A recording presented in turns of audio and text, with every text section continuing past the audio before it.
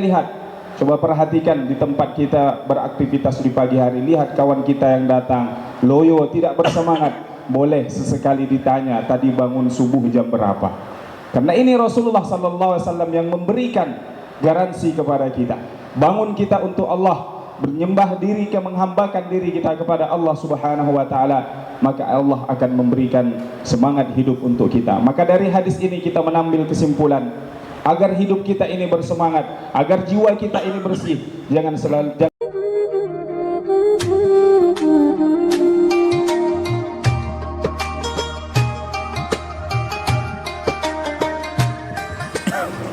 أعوذ بالله من الشيطان الرجيم. بسم الله الرحمن الرحيم. أحييكم بتحية الإسلام. السلام عليكم ورحمة الله وبركاته. وعليكم السلام ورحمة الله وبركاته. إن الحمد لله نحمده ونستعينه ونستغفره ونعوذ بالله من شرور أنفسنا ومن سيئات أعمالنا. من يهد الله فلا مضل له ومن يضلله فلن تجد له وليا مرشدا. أشهد أن لا إله إلا الله وحده لا شريك له وأشهد أن محمدا عبده ورسوله لا نبي بعد. أما بعد رب اشرح لي صدري ويسر لي أمري واحلل عقدة من لساني يفقهوا قولي.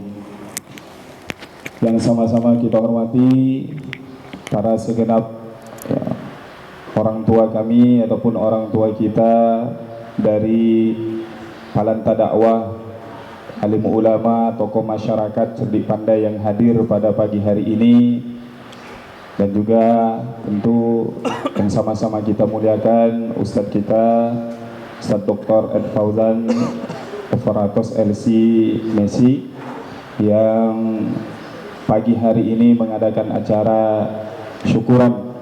Mudah-mudahan Allah Subhanahu wa taala menerima niat baik ini dan membalasnya dengan balasan yang berlipat ganda insyaallah. Amin ya rabbal alamin. Alhamdulillah, sama-sama kita bersyukur kepada Allah. Di pagi hari ini Allah kumpulkan kita di tempat yang berkah dalam acara yang baik pula. Mudah-mudahan Allah kumpulkan pula kita di surganya di akhirat kelak. Amin ya rabbal alamin. Kemudian tidak lupa kita berselawat kepada Rasulullah sallallahu alaihi wasallam dengan melafazkan Allahumma salli ala sayyidina Muhammad wa ala ali sayyidina Muhammad. Assalamu alayka ya Rasulullah. Mudah-mudahan kita tergolong di antara umat beliau yang mendapat syafaat beliau, pertolongan dari beliau di akhirat, di hari tidak berguna lagi harta benda, kekayaan, kedudukan yang kita miliki di dunia ini, illa man atallaha biqalbin salim, kecuali mereka yang datang kepada Allah dengan hati yang selamat, hati yang bersih. Bapak Ibu yang dirahmati Allah Subhanahu wa taala, tadi dapat bisikan tausiah tidak lama, 7 menit insyaallah. Kultum kuliah 7 menit. Dan hari ini tanggal 3, maka kita cari hadis yang ada berkaitannya dengan 3. Maka suatu ketika Rasulullah sallallahu alaihi wasallam menyampaikan di hadapan para sahabat bahwasannya ketika kita tidur di malam hari itu, setan mengikatkan 3 ikatan di leher kita, di tengkuk kita ini, agar kita tidur malam yang panjang, tidak bangun tahajud, tidak bangun sholat subuh. Maka kemudian bagaimana kita menghilangkan 3 ikatan ini? Maka Rasulullah memberikan nasihat kepada kita. Yang pertama, kata Rasulullah sallallahu alaihi wasallam, ketika kita bangun kemudian berzikir, mengingat Allah Subhanahu wa taala, maka lepas ikatan yang pertama. Apa zikir kita? Ya, kita bangun tidur, alhamdulillahilladzi ahyana ba'dama amatana wa ilaihin nusyur. Segala puji bagi Allah Subhanahu wa taala yang kembali menghidupkan kita setelah mematikan kita. Kenapa kita dikatakan dihidupkan kembali ketika kita bangun tidur itu? Li'anna an-naum huwa al-mautus sughra. Karena tidur itu diibaratkan sebagai kematian kecil masing-masing dari kita. Ketika kita berpejam di malam hari, tidak ada yang menjamin pagi tadi kita akan bangun kembali. Yang memberikan nikmat itu adalah Allah Subhanahu wa taala. Maka yang pertama kali kita ingat ketika bangun adalah Allah Jalla Jalaluh yang memberi kita kehidupan. Wa ilaihin nusyur. Dan pada saat kita bangun itu kita menekankan dalam diri kita bahwasannya hidup yang kita dapatkan hari ini bermuara kepada Allah Subhanahu wa taala, yang nanti kita akan kembali dan dibangkitkan oleh Allah Subhanahu wa taala meminta pertanggungjawaban seluruh amal ibadah dan perbuatan yang kita buat selama hidup kita. Maka lepas satu ikatan. Kemudian kalau kita berwudu, maka lepas inhallat uqdatun, lepas ikatan yang kedua.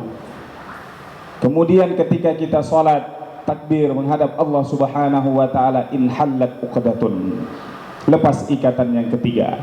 Lalu kata baginda Rasulullah sallallahu alaihi wasallam, asbaha nasyitan thayyiban nafsi. Maka orang yang seperti ini bangun, dia berzikir kepada Allah, kemudian berwudu, kemudian salat kepada Allah Subhanahu wa taala, maka pagi hari itu dia akan bersemangat. Nah, kami lihat wajah-wajah orang yang hadir di sini adalah wajah-wajah yang bersemangat, menunjukkan bagaimana bangun tidurnya berzikir, bagaimana bangun tidurnya kemudian berwudu, bagaimana bangun tidurnya kemudian dia salat menghadap Allah Subhanahu wa taala. Wa illa, kalau tidak demikian, dia tidak bangun berzikir, tidak bangun berwudu, tidak kemudian salat kepada Allah Subhanahu wa taala, yang Rasulullah ibadahnya luar biasa, salat sampai bengkak kakinya, tapi kita bangun tidur bukan kaki yang bengkak, mata yang bengkak karena sudah kesiangan baru bangun tidur. Kalau tidak seperti itu, kata Rasulullah sallallahu alaihi wasallam, asbaha khabithan nafsi kaslana. Kalau dia tidak berzikir, kemudian tidak berwudu, kemudian tidak salat, maka pagi hari itu dia tidak bersemangat dan jiwanya menjadi kotor. Maka kita lihat, coba perhatikan di tempat kita beraktivitas di pagi hari, lihat kawan kita yang datang loyo, tidak bersemangat, boleh sesekali ditanya tadi bangun subuh jam berapa. Karena ini Rasulullah sallallahu alaihi wasallam yang memberikan garansi kepada kita. Bangun kita untuk Allah, menyembah diri, menghambakan diri kita kepada Allah Subhanahu wa taala, maka Allah akan memberikan semangat hidup untuk kita. Maka dari hadis ini kita menambil kesimpulan, agar hidup kita ini bersemangat, agar jiwa kita ini bersih, jangan lupa dan jangan tinggalkan tiga perkara ini. Memperbanyak mengingat Allah Subhanahu wa taala, berzikir. Rasulullah dalam riwayat lain menyebutkan bahwasanya orang yang berzikir ini seperti orang yang sedang dikejar-kejar musuhnya, kemudian mendapatkan tempat untuk bersembunyi dan dia tidak dapat ditemukan lagi oleh musuhnya. Siapa musuh kita? Syaitan, yang selalu mencari dan berusaha menjerumuskan kita ke neraka Allah Subhanahu wa taala. Maka salah satu cara untuk bersembunyi dari setan adalah memperbanyak zikrullah, mengingat Allah Subhanahu wa taala. Kemudian menjaga wudhu kita. Ini amalan Bilal bin Rabah radhiyallahu anhu wa ardah. Ketika Rasulullah Mi'raj, Rasulullah mendengar suara terompa Bilal bin Rabah di dalam surga Allah Subhanahu wa taala. Begitu kembali ke dunia bertanya, "Ya Bilal, apa amalanmu sehingga engkau masih hidup di dunia, suara terompamu sudah terdengar di surga Allah Subhanahu wa taala?" Bilal mengatakan, "Ya Rasulullah, tidaklah aku berhadas kecuali kemudian aku berwudu, dan ketika aku selesai berwudu aku mengikutinya dengan salat 2 rakaat." Maka menjaga wudu ini adalah amalan yang diajarkan oleh Rasulullah sallallahu alaihi wasallam, yang dikerjakan oleh sahabat beliau yang luar biasa, Bilal bin Rabah, di antara kalangan budak yang pertama kali mengikuti ajaran Rasulullah sallallahu alaihi wasallam. Kemudian tentunya salat, menjaga salat kita 5 kali sehari semalam ini, dan tentunya kita tidak cukup dengan yang fardu, kita sama-sama menambahnya dengan amalan-amalan sunnah. Kata baginda Rasulullah sallallahu alaihi wasallam, "Man shalla 12 rakaat tatawuan," siapa yang salat 12 rakaat secara sunnah, yakni di luar daripada salat fardu, banallahu lahu baitan fil jannah, Allah akan membangunkan baginya rumah di dalam surga Allah Subhanahu wa taala. Ini yang kita kenal dengan salat sunnah rawatib qabliyah dan ba'diyah. Mudah-mudahan bisa kita istiqamah di jalan Allah Subhanahu wa taala ini hingga kita menjemput ajal kematian dari kita dalam keadaan husnul khatimah, wafat dalam kondisi yang baik. Ini saja kiranya yang dapat kami sampaikan. Wallahu a'lam bishawab. Yang benar datangnya dari Allah, yang salah dari kami sendiri. Ihdinas siratal mustaqim. Allahumma ja'alna minal ladzina yastami'una al-qawla fayattabi'una ahsanah. Wal 'afwu minkum. Wassalamu alaikum warahmatullahi wabarakatuh. Waalaikumsalam warahmatullahi wabarakatuh.